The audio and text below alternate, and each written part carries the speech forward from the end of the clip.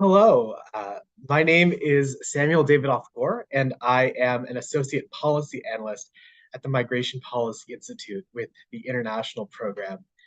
And welcome to this webinar on migration, integration, and development in secondary cities. Before we start, I have two housekeeping notes that I want to go over. The first is if you have any technical problems, please email events@migrationpolicy.org. Second, we will have a question and answer session in the second half of this webinar. So please type any questions that you have into the Q&A box or email them to events@migrationpolicy.org. And you are more than welcome to ask questions at any point during the call, and we will try to get to as many of them as possible in the time that we have. This webinar is being held in conjunction with the release of a new report from MPI, Migration and Displacement in Secondary Cities, Insights from Côte d'Ivoire and Uganda, which can be found on our website at the link on your screen.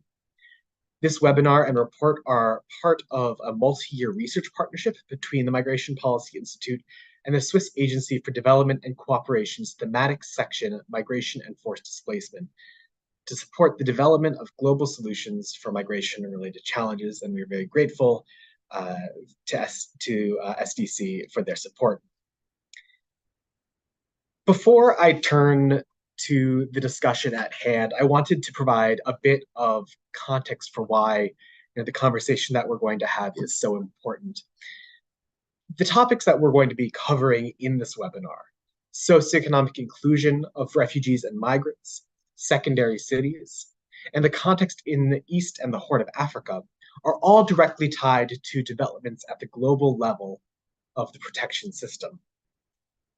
Specifically, this all stems to the mid-2010s to 2016 with the adoption of the New York Declaration on Refugees and Migrants, and the different processes and agreements that have flowed from that declaration, including the Global Compact on Refugees, the Comprehensive Refugee Response Framework that came out of the Global Compact and the New York Declaration process, and then the pledging mechanisms of the global refugee forums, the first of which was held in 2019, and then the second of which will be held in December in Geneva. One of the critical components of these developments has been this shift from a humanitarian approach to refugee responses towards a development approach. So moving away from providing the specific life-saving assistance, but also the general food assistance and other basic essentials to refugees in specific areas, and instead making sure that they have the tools and rights to become self-reliant, to contribute to their communities, and to, in essence, live as normal a life as possible given their circumstances. And so this brings me to the first pillar of our conversation, what we're referring to when we talk about socioeconomic inclusion for refugees and migrants. We mean that refugees and migrants have sufficient access to the key social and economic aspects of life. So this includes access to legal documentation of identity and immigration status, access to social services such as education and healthcare, and access to economic and livelihood opportunities. So these can all help, lead to self-reliance, allowing refugees and migrants to better integrate into their communities, as well as contribute to the communities. The second key point that comes from these global discussions is the realization of a long-term goal to move away from the settlement or encampment-based model in refugee responses, and instead allowing refugees the freedom to settle across their host countries. And of critical importance is the role of secondary cities. So secondary cities are those with between 150,000 and 5 million residents. They are some of the fastest growing urban areas, particularly in sub-Saharan Africa. And part of this growth is driven by refugee and migrants that are settling there, drawn to by the promise of better socioeconomic opportunities that they might offer as opposed to other parts of the host country. And of course, there are other reasons that we can discuss later. But as we will discuss in the panel, secondary cities are often not equipped to handle these growing populations and the strain that they place on services. And while we have a lot of attention that's being paid to capital and megacities such as Nairobi and Kampala and Addis Ababa as actors in the refugee space and as targets for development assistance, and there's a lot of attention paid to encampments and settlements, there's a lot less attention paid to secondary cities. And so we have a critical knowledge gap as well as a critical attention gap that is slowly being filled. And as part of this conversation, we'll highlight how development actors might be able to help address these challenges through their programming. Finally, I want to briefly situate our discussion within a regional context that has been the focus of my research and of the work that you'll hear about on this webinar, and that is in the East and Horn of Africa. This region has been really a major site of progress along the implementation of these global reforms. Many of the countries have adopted the Comprehensive Refugee Response Framework. We have seen policy movement in a number of countries, certainly the Ethiopia Jobs Compact, the recent law in Kenya to really dramatically shift their refugee policy. And then, of course, we have Uganda, which has long been viewed as a model in the region. And we'll show a map just to situate within Uganda what some of the cities we'll be talking about. But in the interim, Uganda has long been held up as a model in the region with its open door policy to allowing refugees to enter and recognizing many of these refugees on a prima facie basis, which means that they do not need to undergo individual status determinations. Uganda also offers refugees a wide variety of socioeconomic rights and by and large, really serves as a model for the region. But there is an important distinction that we will explore in this webinar and that our report goes to in depth. In Uganda, refugees can officially register either in designated settlements or in the capital of Kampala.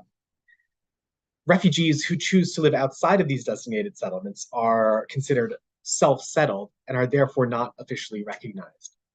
So when we talk about settlements in Uganda, we're going to be talking specifically about areas where refugees are officially recognized by the government as living. And when we're talking about secondary cities, these by and large are not officially part of settlements, and therefore they are not officially recognized as refugee hosting. And this is an important distinction that we'll get into. So with this context, I'm excited to turn the conversation over to a fantastic group of individuals who have extensive experience working on issues related to displacement, secondary cities, and development programming. And to start, we're going to turn to our first speaker, Barnabas Samuel. Barnabas Samuel is a co-founder and development programs manager and board chair of the Community Development Center, a non-governmental civil society organization based in South Sudan and Uganda. He has extensive experience in managing community development programs in education, microfinance, health, and agriculture, and has lived experience with displacement himself, is currently based in Uganda. And I had the great fortune of meeting him when I was in Uganda in conducting research for this report. And so, Barnabas Samuel, I was wondering if you could talk about what some of the primary challenges are that self-settled refugees in Uganda face in terms of accessing basic services such as health and education, as well as economic opportunities, and how these opportunities differ for self-settled refugees in secondary cities like the city of Arua, which is in northwest Uganda, when compared to those with the settlements. The floor is yours. Yeah, thank you. Thank you very much. As introduced, I'm Barnabas Samuel. I work for Community Development Center, and it's an absolute pleasure to be today speaking on this webinar. I live in Uganda myself, currently speaking to you from Arua, and basically just to provide some little bit of maybe on the first question on the challenges that refugees, self-styled refugees who are settling face in access to most of the aspects like health, education, and economic kind of opportunities, is that basically the challenge is that they're existing because people, refugees who settle in the urban areas basically come because they won't have a better access to opportunities or to services. And one thing is somebody might have, for refugees settling in Arua, for example, and Koboko, they might be able to have maybe a source of income. And when there is a change, they cannot support their families. And that can be a very, very huge challenge. And that's exactly what happens in this context. Secondly, another issue is, when you come into places like this and there's lack of a lot of skills or skills that are necessary. Mostly you don't have the education that is needed, or you may have, but then because you're a somebody, you're a refugee or you're a foreigner in that sense, so there is maybe an aspect of discrimination to some extent. I can imagine if you're a refugee and you're living in, I think that has been a little bit an aspect that has been existing. You work in a setting, but then you are not paid like any other person who is in the host is being paid. I think that is related to that. So you are paid your payment is lower, or you have limited opportunities that you needed for yourself. Those can be very biggest challenges. As I said, if the source of income is being affected, for those who have settled actually here coming for better services, they have a source of income that might be from people across borders supporting them. But if the source of income changes based on the situation, then they will be struggling to sustain their livelihoods in this place. And some of the factors also include like when you don't have access to credit, you don't have access because you don't have, maybe you have documentation, but then the landscape, the environment cannot support that, or you have very limited in that end, in that sense. That means not everyone can be able to have access to those. And yeah, basically also, yeah, for just like any other person settling in these areas, if you don't have if you cannot be able to have any capital that you needed to start the business and pursue the opportunities that you really seek by being in such an environment, then it's a little bit challenging. And of course, requires you to have the networks that are necessary for you to be able to build that. And yeah, basically, those are some of the challenges that are there, that are existing in these areas. And for the opportunities aspect of it, of course, we have talked about it. Being in a place like Arua, for example, like Koboko, there's business, and there's people, there's this population that you have. So you have the opportunity of getting yourself and trying to do something. For example, I know of refugees who own businesses in town, and the kind of businesses they do, they cannot do in the settlement areas. And yeah, I think those are the aspects. So there's this economy which is a little bit more larger, and it means you can be able to do something. And yeah, you can also be able to find a job, or you can be able to do a business which you cannot be able to do in the areas of in the settlement areas. And I think this is basically, if we want to think in a different aspect, this is why people are in these areas, and they accept to be settling in the cities like Arua or like Koboko, mostly like Arua, because it makes a difference to where you have been. And lastly, you just want to gauge, you want to find out wider kind of opportunities that might exist in the city. You want to see what best you can be able to exploit and what opportunities you can be able to take. And yeah, you may find those opportunities, and then those becomes those becomes, of course, some of the things you look for, but then the challenges comes along with what you will experience in some of the aspects that you will have. And those are some of the critical areas that for us, we have been looking into. We have been looking into, like here, what kind of skills can we provide for refugees living here? What kind of empowerment opportunities can we provide? What kind of events and networking opportunities can we create for refugees? Because they need the network, they need the opportunities. What kind of opportunities can we share? And we had a project that was based on helping people know A and B, C, D. We learned from an experience of migration, people migrating from West Africa to Europe to look for opportunities. And a certain project that I was involved was trying to let them know about opportunities that exist locally. But to translate it in another perspective, we said, okay, fine, what are the opportunities existing actually locally in the cities where you are to help you have a sustainable livelihood? And I think those are the aspects. Maybe where I need to talk about, I can later highlight what we were able to do. But one thing we were able to do is, but as well to help refugees work together with host communities in Arua, we work to establish an innovation kind of hub. And this innovation hub was providing space for people who want to work, incubation of the startups that might be there existing for refugees, but as well for host communities, and as well provide trainings and mentorship. Right now, we do more of ICT kind of trainings for refugees living in the city. They need those skills. Recently, we also incorporated language, language kind of related kind of skills.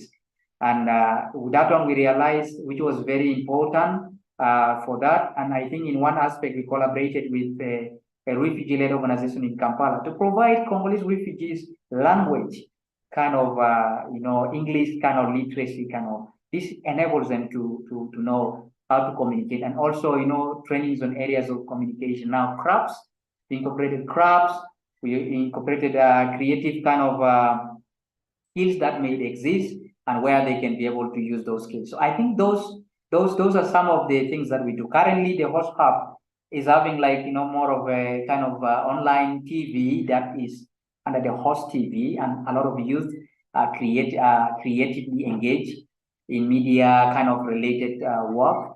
And I think that is something that is there. But overall, we want to have a network. We want to create a space where we can build and support those startups so that they can grow, and we can provide the mentorship that is necessary. We can provide skills that they can have so that they can improve their livelihoods within the city.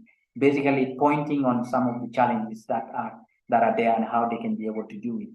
But also, we think that we can do, and I think one thing we've been looking into is enabling identifying talents and skills that are existing and where they're needed.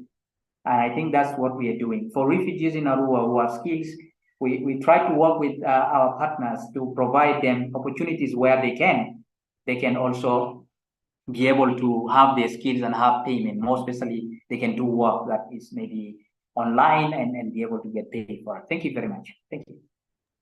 Great. Thank you so much, Barnabas Samuel. And I think, the points that you've raised about the challenges, especially for accessing economic opportunities, the limitations based on the lack of capital, are really salient ones.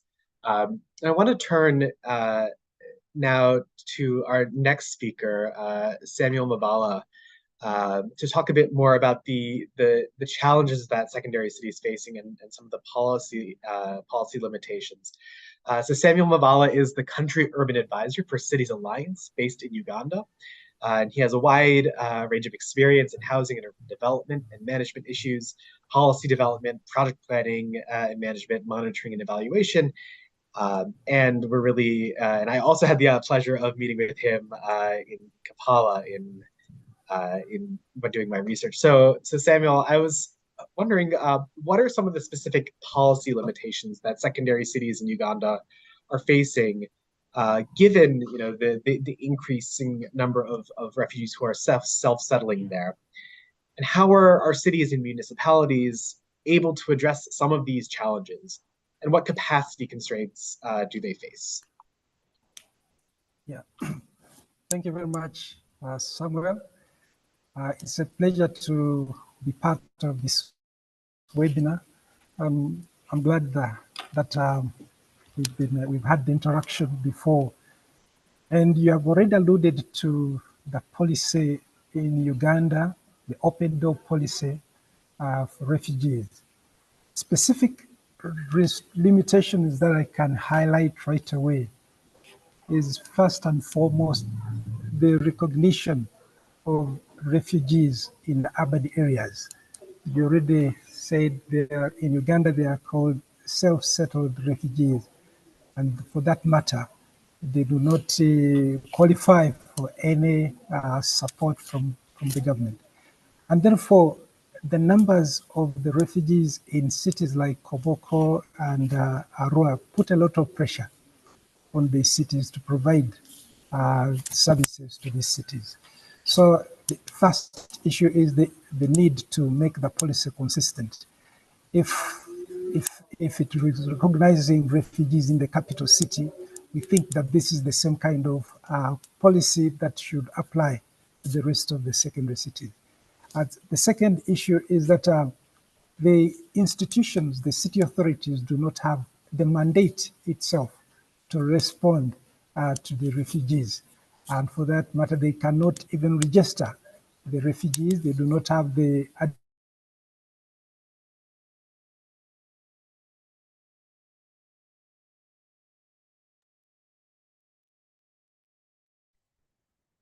Samuel, I think you're having a bit of an issue with your video, so maybe you want to try turn your video the off. refugees who are who are something.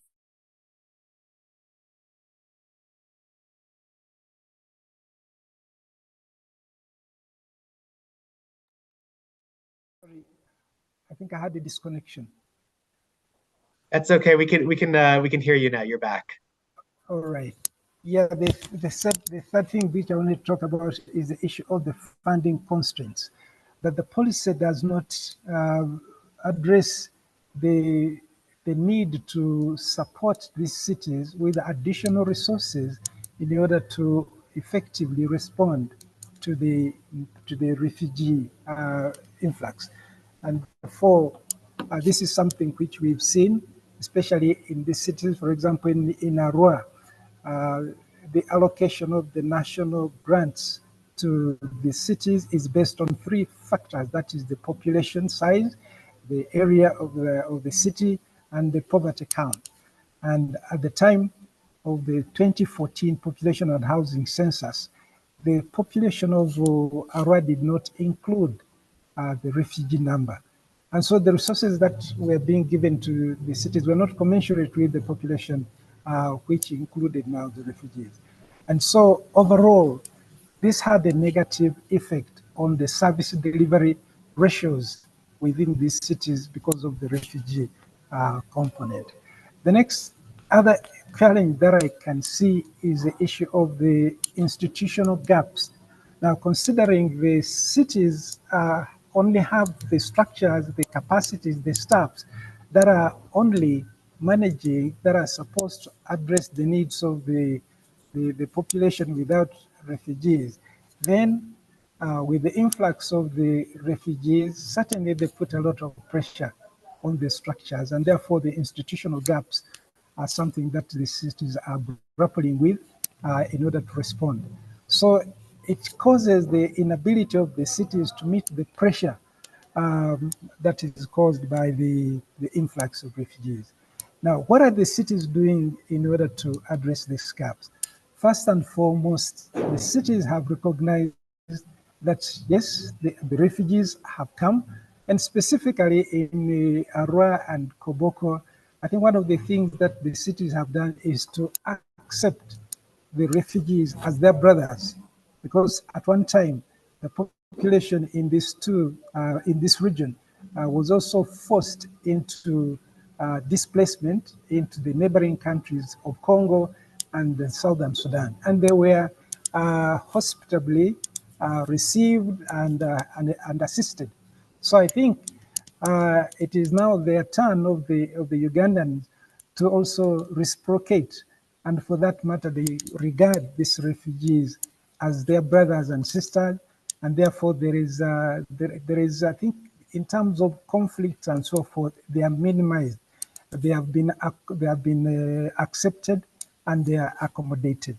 The second thing that the cities have done, they have conducted censuses to establish, the numbers of the refugees, the migrants, and the host communities.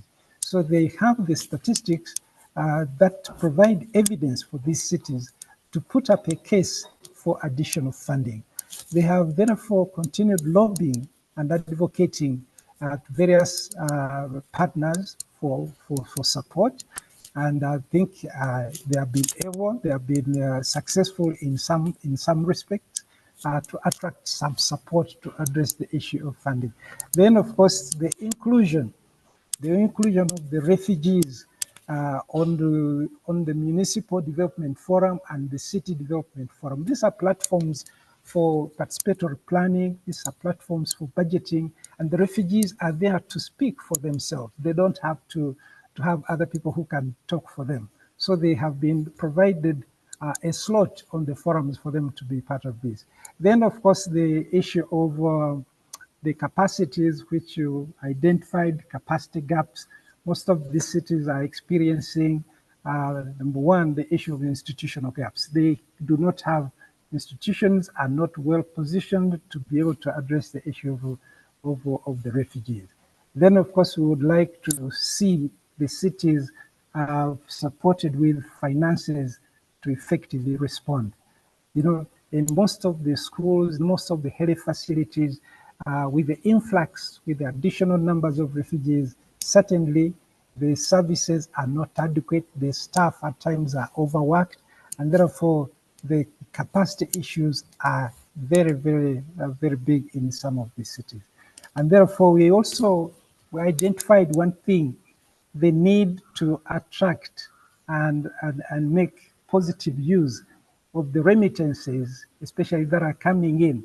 So rather than looking at refugees from the negative side of people who are in need of help, but I think they also make a contribution. So this is something which we expect the cities to build on and try to help or to incentivize these refugees and migrants to invest in their respective cities. So I think for now, let me just end there. I can say a little bit more on the kind of support that Cities Alliance is providing. Thank you very much.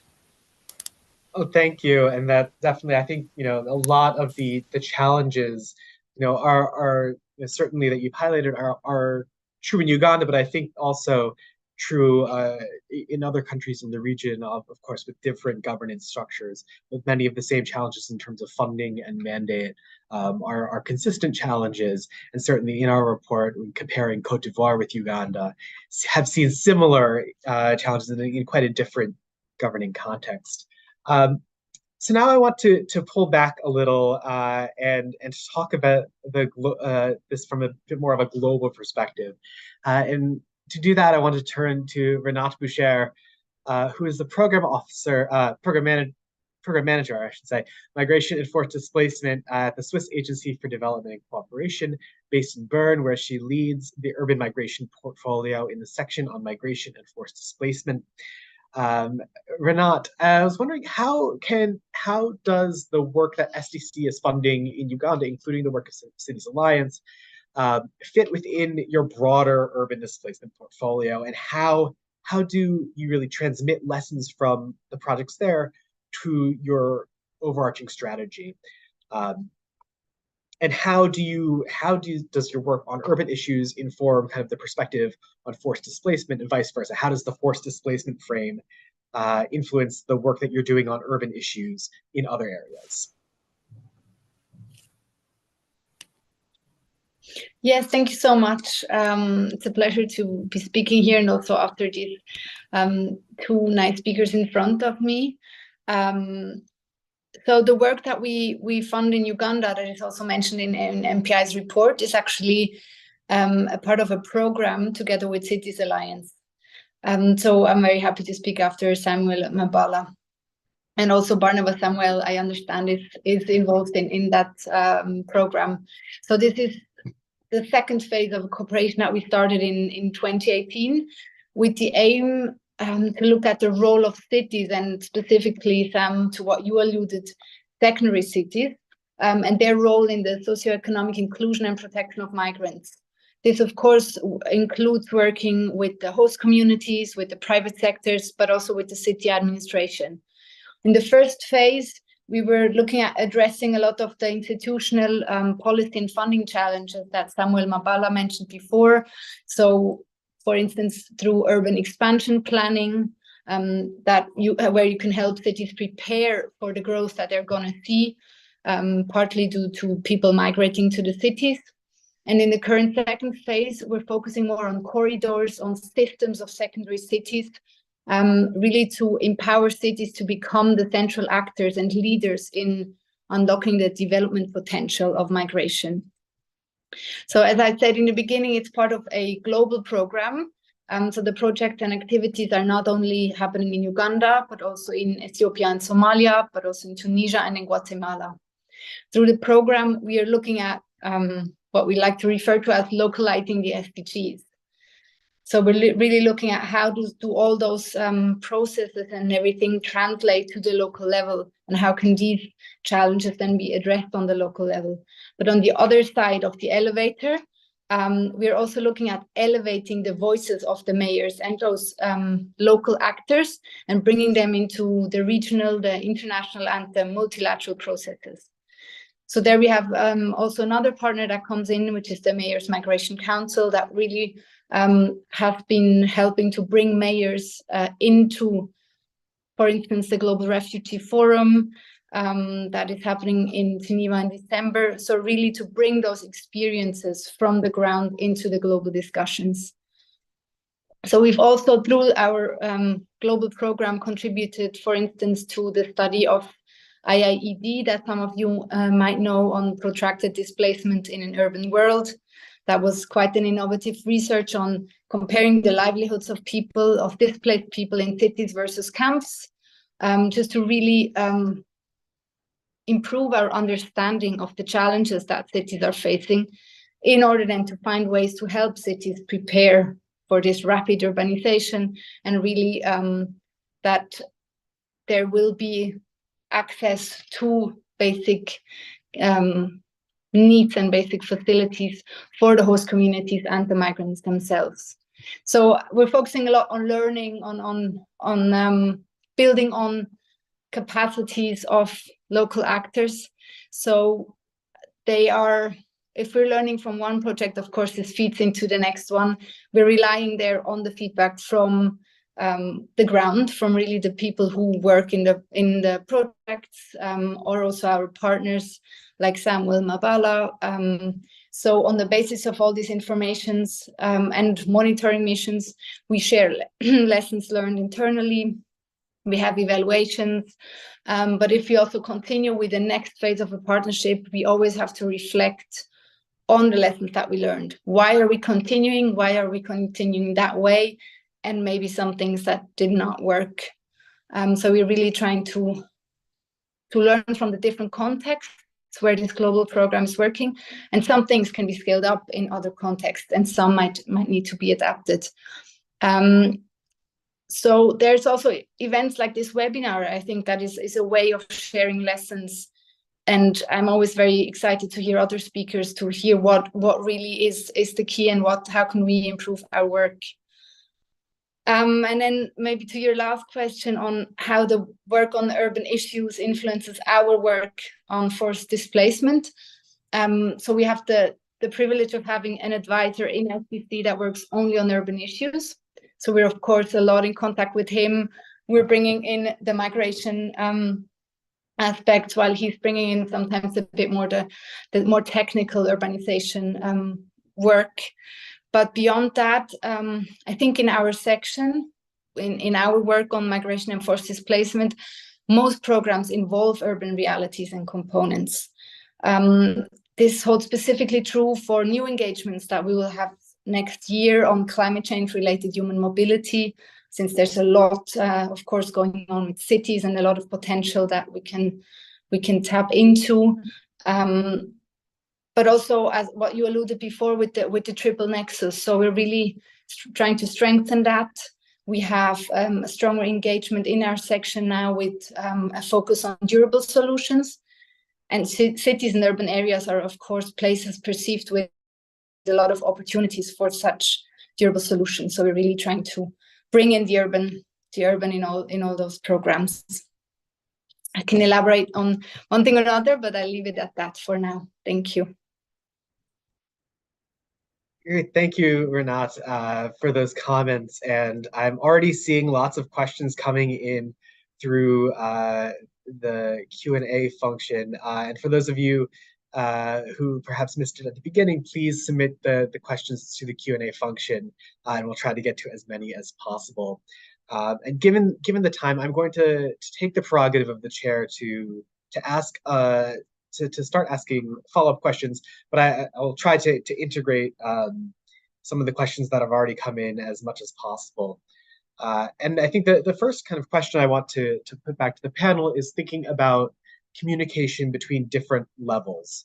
So I think there's lots of activity and learning happening at the local level, with municipal actors, as well as local civil society organizations and non-governmental organizations such as the Community Development Center. You then have the policy being set at the national level that is not necessarily, that is more both political, but also is, really setting the priorities for the cities and the policy for the districts. And then you have the global level, where you have actors like the Swiss Agency for Development and Cooperation that are designing their programs along with other donors and other international forums. So I was wondering, how can, one of the findings from our report is that there's, these different levels are not necessarily linked to an extent that would make them really more effective and better at transmitting learning. So I think to all three of you, I would pose the question, from your own context, what are some of the ways that we could improve this learning or enhance this learning between different levels, and what are some of the opportunities that already exist in your context for facilitating this learning? And so, whether this is through the city development forums at the local level, or through the national steering board for the Comprehensive Refugee Response Framework in Uganda, to inter-donor coordination at the global level. So I don't know if perhaps Barnabas, Samuel, if you want to start, and just keep these to maybe 2 minutes each, and then we can get to some of the other questions that are coming in.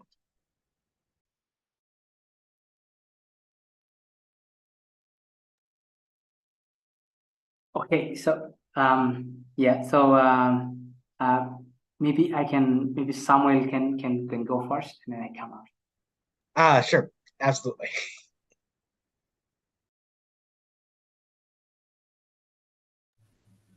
All right, Samuel, let me go first. Yeah, thank you very much. I think the opportunity which we have on the ground, Cities Alliance has worked with a number of partners, and of course with the support from SDC, we have been able to support the formation of at the municipal level. They are called the Municipal Development Forums or City Development Forums. And at the local level, they are called settlement level forums. But of course, at the national level, we have the National Urban Forums. But in the case of Uganda, especially relating to the refugee issues, we have the Comprehensive Refugee Response Framework. And for one time, we noted that while we have been able to support the cities to provide evidence about the existence of refugees and use that evidence for purposes of advocacy, but we needed a seat on the CRRF steering group. And I'm glad to say that we are members, but in observer capacity. And we believe that is just an entry point. We think that at that point, we should be able to try to network with the other partners and be able to impress upon them about the need, to ensure policy consistency to all these cities. Then, of course, lastly, we think that with our presence on the steering group, we also can make an input into the global, I think the ongoing process of the global refugee pledges to the Global Refugee Forum. I think we think that it's an entry point where, as partners, we can be in position to influence whatever happens at the national level. And of course, lastly, we are working with the various partners, like at the local, the West Nile regional, sub-regional level. We have the West Nile Development Association, WENDA, which brings together a number of local governments at that level, and they also have parliamentarians. So we think that through the parliamentary caucus of the region, they can be able to reach out within the National Assembly to be able to raise the voices of the refugees about the need for attention and recognition at that level. Yeah, so Cities Alliance, I think as I close, I think this is something that we have been able to emphasize about the need to work with the various partners, refugee-led organizations, host community-led organizations, working together with government, working together with the NGOs to be able to ensure that the issue of refugees integration and inclusion is adequately addressed.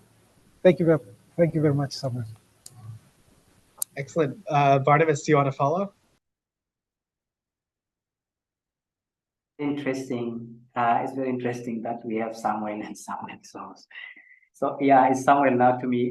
Basically, I may not make a very long comment, but we are currently trying to ensure that there is a little bit of voice for refugees living in Arua. And we want to create opportunities that can enable refugees have more voice and advocacy for issues of refugees living within these areas. And for this reason, we have really organized the refugee platform, which is having a very good department that is focused on that under the West Nile Refugee-Led Organizations Network.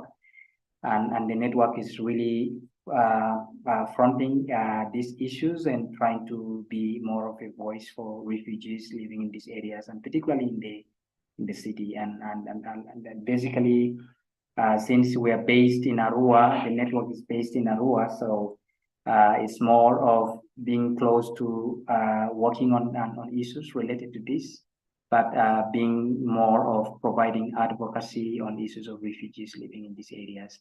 So I think it's one of the efforts that some of us getting involved in, and I can really be able to talk about it, where we're progressing and what we're doing, and we think that will be very important contribution as well.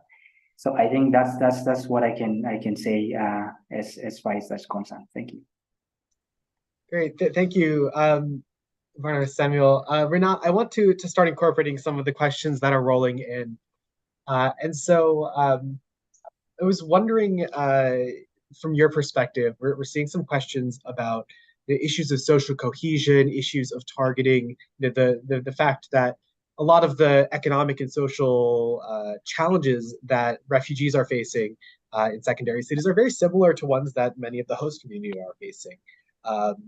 We have seen, lots of research, thinking, that about, different public narratives and public opinion towards refugees from host communities, and the fact that, if you directly target, interventions specifically at one community but not the other, that could raise tensions and their conversation about how you balance competing needs. So from your perspective, sitting at the more global level, could you talk a bit about how, what's the direction that this is going? Because I know that there's a lot of work in trying to navigate this kind of this difficulty. Yeah, no, totally. Thank you for those questions. I think this highlights an important part of our work, because what we do also with the program with Cities Alliance is really to look at vulnerable host communities as well as migrants. And projects that come from the local level, they're really not designed by us. They are designed by city actors for their needs as a community. And that encompasses everyone in that community. Never mind how long they're there for already.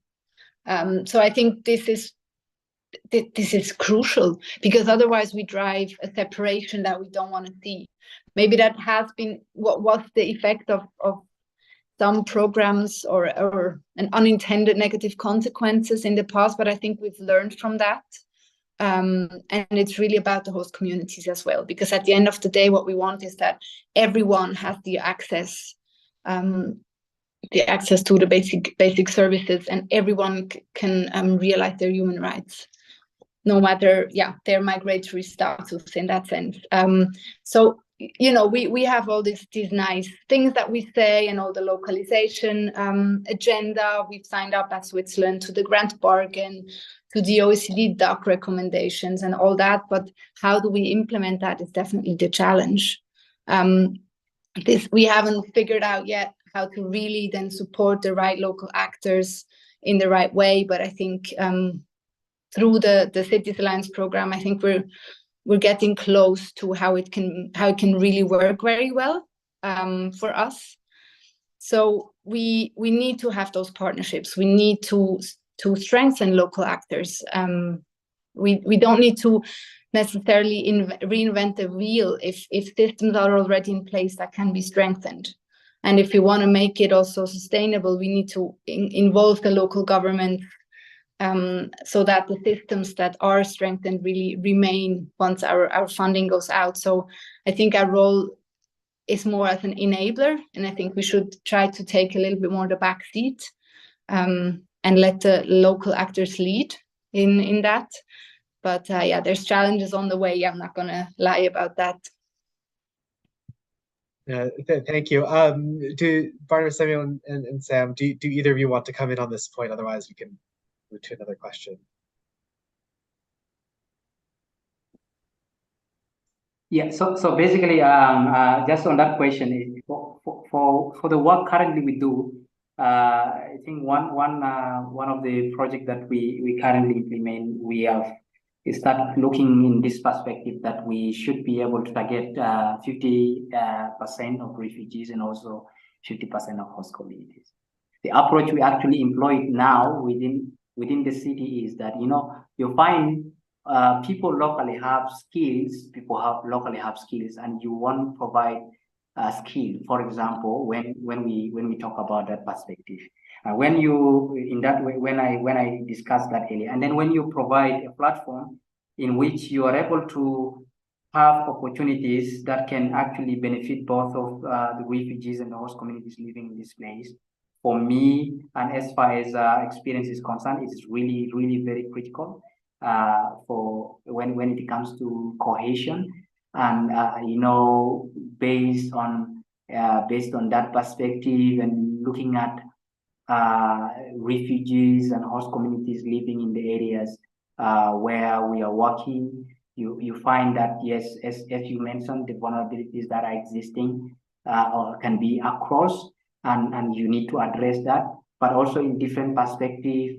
Anything we do has an impact in one way or another across, and so there is a way each and every person can get involved in one way or another. For example, of Host Hub, which we are doing, we have this is the space that we put in Arua in the beginning. We, of course, that started the initiative.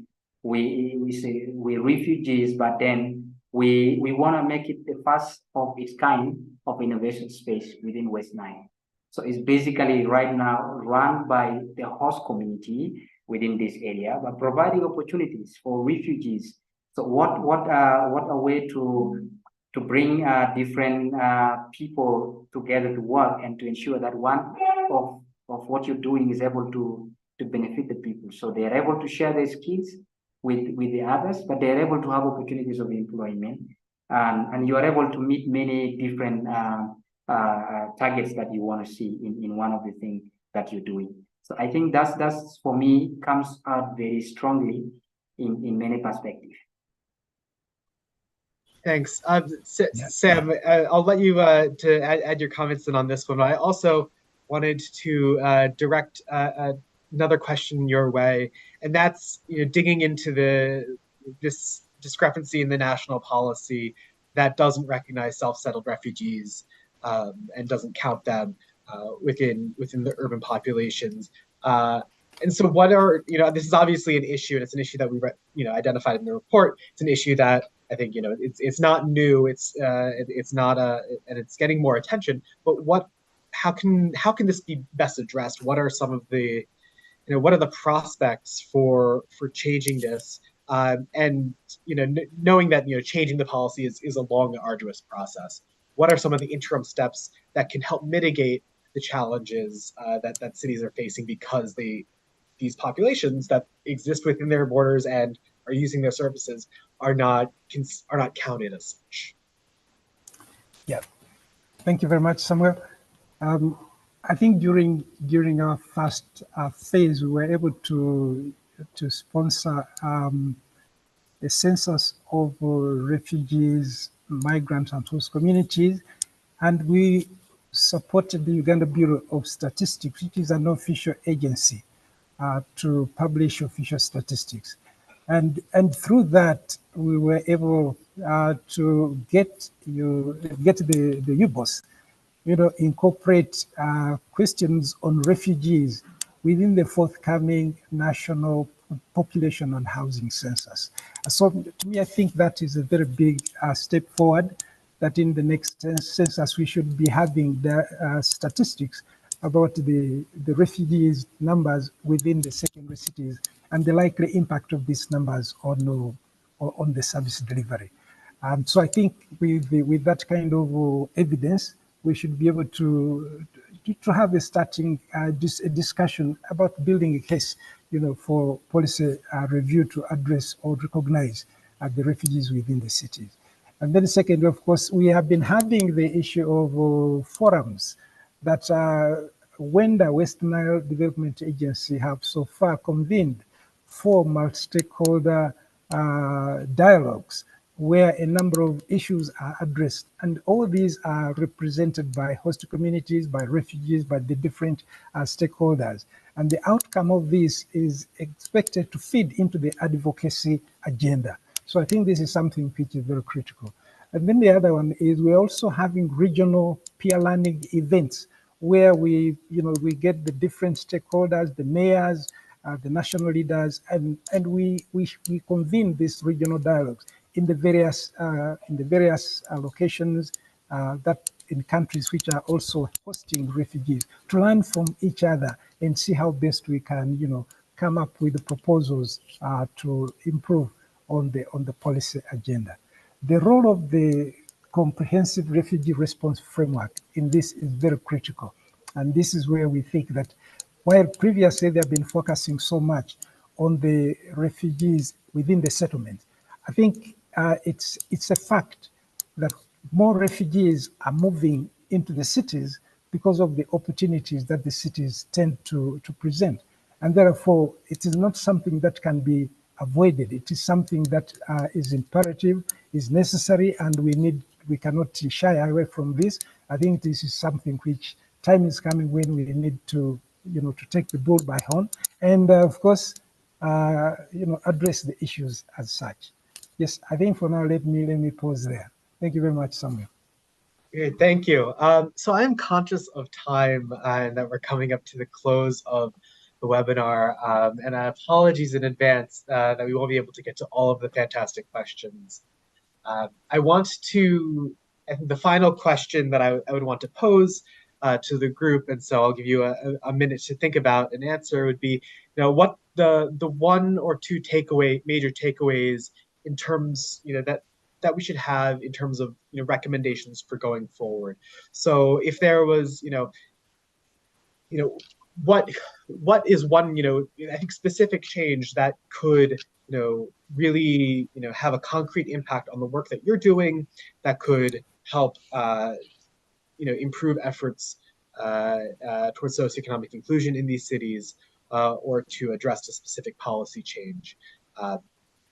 And I'm going to go in I think reverse order of the panel, Renat, if you don't mind me putting you on the spot for that. And I would also, there was a question that came in um, about incorporating migrants and refugees into planning, or larger economic development planning on secondary cities that are these plans that are being developed in different countries. So if you have any thoughts about from the urban displacement kind of policy nexus that you want to add in that regard, I think that'd be more than welcome. But to start with Renat. Thank you. That's a very big question for not a lot of time. I think my main takeaway, and also when I read the report, was like, okay, we're going in a good direction with that approach. Of course, this is only one part of SDC's work. I think we have to continue also not only in migration, but really continue our efforts in working with local actors, having those partnerships, not forgetting host communities when we work with migration, and really, look at migrants becoming part of the city. So we need to have cities prepared for the urbanization and the rapid growth that they're going to see. And in that way, I think we can have a lot of impact down the line if now we invest in the planning. And not to take more time away from my other fellow excellent panelists, I'll leave it at that. Thanks, Renat. Sam Mabala. Yeah, thank you very much. I think to me, the two takeaways that I can highlight, one is looking at not just the reactive way of trying to address the issues, but being now more proactive. And one of these, as Renata mentioned, is what we term as urban expansion planning 30 years ahead for these cities whose population is growing every other day and also expanding every other day. So I think it is important to plan ahead, even for the growth of the population that is coming in. Secondly, I think it is the issue of the perspective that we have about refugees. The social inclusion and integration of refugees into the urban, into the cities is very critical. And for that matter, I think the approach that we need to look at is how do we consider refugees as an asset much more than a liability? I think this is where we need now to look at what kind of incentives and what is it that we need to do to build their capacity and enable them to positively contribute to the development of these cities. That way we shall not look at them as a problem, but more as an opportunity. Thank you very much. Thanks, Sam. And finally, to Barnabas Samuel, I'll hand the floor over to you for the final intervention. I think basically what I would say is we look at things in this way. For us, it's key that refugees living in these areas to complement efforts like beautiful efforts and excellent efforts that are being put, just like what we have had, and to have effective recommendations. For us, we have been working and with refugees to ensure that they can have more space and their voices are being heard, but also that they're being seen in the light of what my colleague has mentioned on how they contribute and their positive contribution to the economy and to the cities where they live. And I think that for us is really key. And that is the most powerful way of how we can be able to communicate about these issues. Yeah, thank you very much. Thank you, Barnabas Samuel. I think the really important closing point, I think reinforced certainly by Renat and Samuel, about really framing, thinking about the opportunities that cities have, and really thinking about how we can support secondary cities to really latch on to these opportunities, leverage these opportunities for economic growth, and what support is needed to help them get there. And so I want to thank all of you for tuning in and for all of your excellent questions. And I'm sorry if we weren't able to get to any that were submitted, but please know that if you would like to reach out and follow up with any of the participants or want to have a question answered, you can reach out to events@migrationpolicy.org.